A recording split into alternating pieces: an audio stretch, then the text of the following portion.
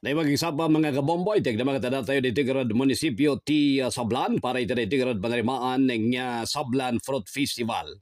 Kita mo yung kani nga inaklon ni Sablan Mayor Alfredo Dacumas Jr. nga dakal tinagbalin nga epekto tinaglabas nga bagyo kinahabagat iti produksyon nagiti prutas kinadumapay nga agricultural products iti nasog nga munisipyo. Sin kinkwana bimasit ti produksyon dagito iti prutas kinadumapay nga natnateng kapoy tinaglabas nga dagas nga sasaaden ti panawan. Inlalawag na nga dumanon iti mapatapata nga 12 million pesos ti pukaw dagiti manalon gapu iti nasaw nga kalamidad. Inayon pa iti mayor nga naipayan maten iti kaskanan nga tulong dagiti apektado nga manalon. Kinunana nga nakapiktar man daytoy iti agdama nga selebrasyon iti Fruit Festival ti Sablan. Napay kas sa kinunana nga saan aday iti tilapad iti panakarambak ti maika 10 ket maysa nga Sablan Fruit Festival nga nangrugi iti Agosto 19. Kinaglipas inton si Setyembre 4 iti agda mga tuwan. Panggap tinaso nga selebrasyon nga may taluod ti agrikultura ken turismo iti naso nga munisipyo. May paligip nga lumatlatak ti Sablan kas producer tinagdudum mga prutas kas iti pinya, saba, abukado ken dadumapay nga agricultural products. May nagita ditoy na ituding bet amay patungpal ti maysa nga Farmers Congress inton Setyembre 3 kas pasat ti Fruit Festival. Pasutan da ito'y dagiti na awis nga eksperto, manipod iti Department of Agriculture Cordillera, tapno matulungan ken mapalawa ti panakamu dagiti manalon iti munisipyo ti Sablan. Kapuit da ito'y malalukoy dagiti umili, partikular dagiti manalon iti Sablan, nga pasutan da tinasao nga Farmers Congress. Hindi man amon mga kabombo da ito'y garod da pasot iti panikomantayo, kiniya Sablan Mayor Alfredo Dacumas Jr. Madama iti celebration ti Fruit Festival iti Sablan. Bali, kano kanina nang register na ito? Yung kano malpas? Honestly say, rugi tayo iti first week ti August nga amo tayo mat nga di kasagsagan iti typhoon. So in move tayo iti August 19. Iti August 19 iso iti opening tayo. Imaymat ni Assistant Secretary Ma'am Monique Costales iti Blaze Day na. Ket malpas datoy no September 4. So diya pinakamain tayo into no September 2 no Tuesday isu di ay ada iti float parade tayo kan program.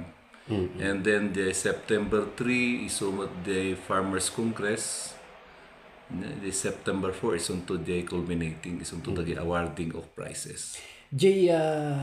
Farmers Congress, sir, pakaangay na dito matlaan. Ito municipal gym matlaan. Municipal gym. Anya ti panggap na, sir, di Farmers Congress? Tapno, at least, nagayap tayo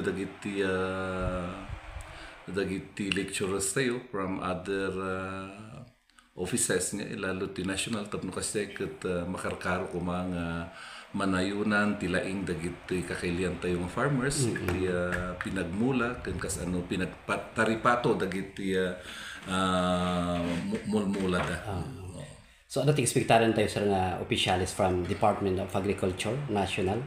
Well, from the regional office and then from the provincial offices dagiti expected nga bisita tayo.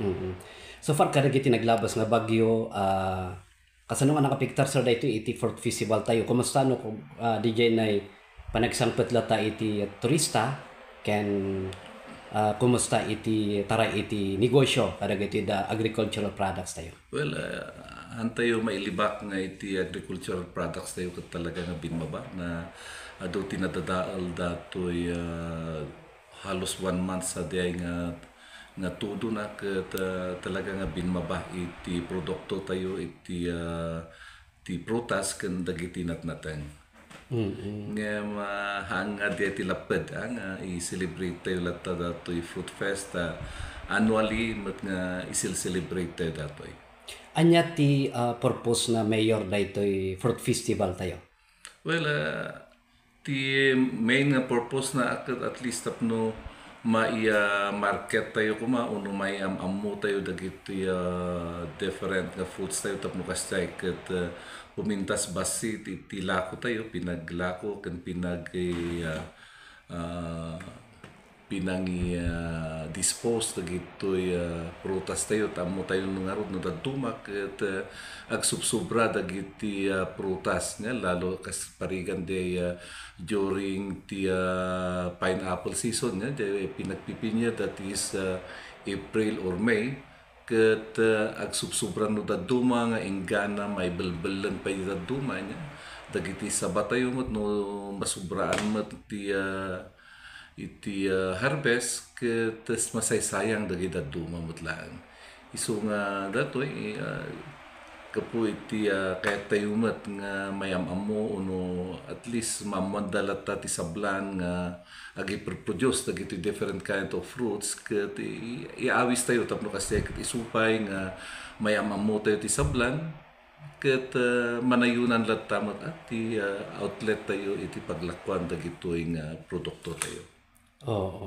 Speaking of farmers, Mayor, kunam ta tiket ada dagay na piktaran pi man iti naglabas nga bagyo, bali ada kanit malagi pi nga figures no kaslangan manuti kaslangan na-assist nga damage kasi bayag DJ habagat ken DJ naglabas pa nga bagyo. Anak ko na nga sure nga amounting to mga 12 million di ay tayo niya di nadadaal nga produkto at least adamat ati na itulong dagiti dadto mga agency just like the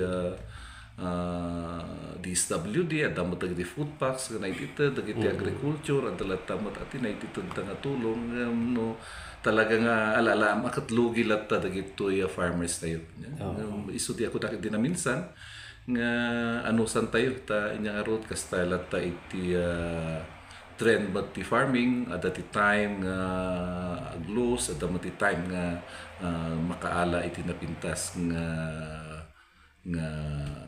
resulta. Nya sa ti pa